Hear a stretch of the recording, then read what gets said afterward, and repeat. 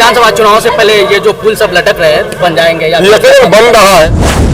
मेरे काम को देख के तो दुश्मनों के सीने पे सांप लौट रहा है। हम तो काम कराने में लगे हैं, कुछ लोग काम रुकवाने में लगे। सर, एक सोशल मीडिया में आपका एक वीडियो आया था कि खारी और रसेली पुल को लेकर। नहीं, मामला ये है कि मैं कोटि कोटि धन्यवाद देता हूँ अमोर और बैसाखी आम जनों को, वहाँ की जनता का शुक्रिया अदा करता हूँ कि जिन लोगों ने मुझे अमोर बैसाखी खिदमत का मौका दिया। अमोर बैसा तो पसमानदगी में काफ़ी डूबा हुआ इलाका है। दिल्ली और पटने की हुकूमतों ने हमेशा सीमांचल को नज़रअंदाज किया, लेकिन अमोर बैसा के साथ कुछ ज़्यादा नाइंसाफ़ी हुई है। पिछले 10 सालों से 2 पुल लटक रहे थे और दोनों पुल गोया लाइफ लाइन है। ये गिरवा रसेली पथ में, रसेली से लगे कस्बा जाने वाली सड़क में, रसेली में घाट पर पुल, और दूसरा जो पुल है खाड़ी में। तो ये दोनों पुल लटक रहे थे पिछले 10 सालों से। और जब मैं इलेक्शन लड़ा तो लोगों ने यही कहा ये दोनों पुल आपको बनाना पड़ेगा। तो मैंने कहा था इंशाल्लाह मैं पूरी कोशिश करूंगा, तो मेरा वादा था। आज अल्हम्दुलिल्लाह दोनों पुल सरकार ने एक बड़ी रकम से 35 करोड़ और 32 करोड़ से दोनों को सैंक्शन दिया और काम शुरू हो गया है। लोगों को यकीन नहीं था।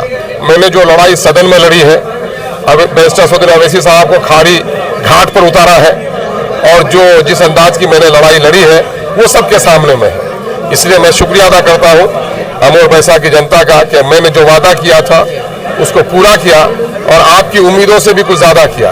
इसलिए कि खाड़ी रसेली ये गिनवाते थे मुझको, लेकिन मानंदा पर पुल बनवाने की उनको उम्मीद नहीं थी कि मैं पुल बनवा पाऊंगा। मानंदा में भी काम जी अल्हम्दुलिल्लाह अभयपुर घाट पर अब मानंदा में भी पुल बन रहा है, और इस योजना का नाम है SH99 से NH31 को जोड़ना। फकत टोली से सीधे कानकी को जोड़ने वाली ये सड़क होगी। मैं समझता हूँ कि आज़ादी की किरणों ने भी उतनी रोशनी अमोर बैसा में नहीं पहुँचाई है जितना ये कई काम के हो जाने से हो जाएगा। मैं समझता हूँ कि अब वहाँ की तहजीबी, समाजी, अखलाकी और तालीमी इक़्तिसादी सूरत हाल पर बेहतर असरात मुरत्तब होंगे। ये कई काम थे और इंशाअल्लाह और दर्जनों काम अभी आगे आ रहे हैं।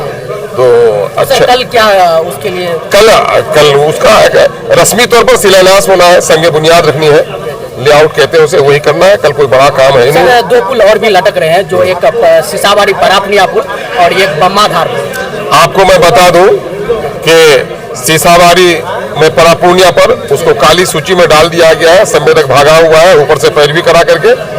और दूसरा मामला है रियाज अली धार।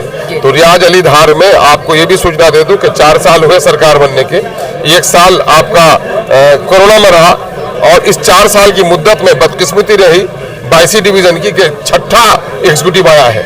जितने भी एग्जीक्यूटिव आपना काम किया अधूरा छोड़ के किया, कहीं गायब रख दिया। अभी उस जमीन की कीमत जो थी उसका तयन कर लिया गया है। जो डिस्ट्रिक्ट लैंड एक्विजिशन ऑफिसर है उन्होंने अपनी रिपोर्ट दे दी है, और वो इस वक्त यहाँ के कार्यपालक अभियंता के जरिए से, एग्जीक्यूटिव के जरिए से पटना पैसा के लिए भी भेज दिया गया है। इंशाअल्लाह हफ्ता 10 दिन में मैं समझता हूँ उसका पैसा रिलीज हो जाएगा। ये रियाज अली धार का मामला है। और आपको मैं बता दूं एक धार और है, बम्माधार है वहाँ रामनगर के करीब में, उसकी भी फाइल आगे बढ़ रही है। और ये खबर और आपको दे दूं कि अभी परमान में एक 15.5 करोड़ के पुल का शिलान्यास मैंने किया है, और बकड़ा घाट में ये खती रकम से वहाँ पर भी पुल को मंजूरी मिली है, वो भी होने जा रहा है। ये खबर और आपको दे दूं कि यहाँ नंदनिया जो अभी 2 मनी पुल है, उससे आगे नंदनिया को कब्रिस्तान के पास जो काफ़ी मुतालबा था, वो नंदनिया पुल भी सैंक्शन हो गया है। और इससे मैं समझता हूँ अमोर बैसा के पूर्वी क्षेत्र के 12 जो पंचायतें हैं उसका का रास्ता ब्लॉक हेडक्वार्टर से 10 किलोमीटर और नजदीक हो जाएगा। उम्मीद है कि विधानसभा चुनाव से पहले ये जो पुल सब लटक रहे हैं तो ये जो है बन जाएंगे या यकीन बन रहा है। जो काम मेरे इलाके में हुआ है, नदियों के कटाव में जो काम हुआ, मेरे काम को देख के तो दुश्मनों के सीने पे सांप लौट रहा है। हम तो काम कराने में लगे हैं, कुछ लोग काम रुकवाने में लगे हैं। हमारे साथ अमर विधायक अतुल इमाम साहब थे, और इन्होंने हमारे सीमांचल टीवी के अपने बातों को रखे हैं, और हम लोग फिर मिलते हैं दूसरे एपिसोड में।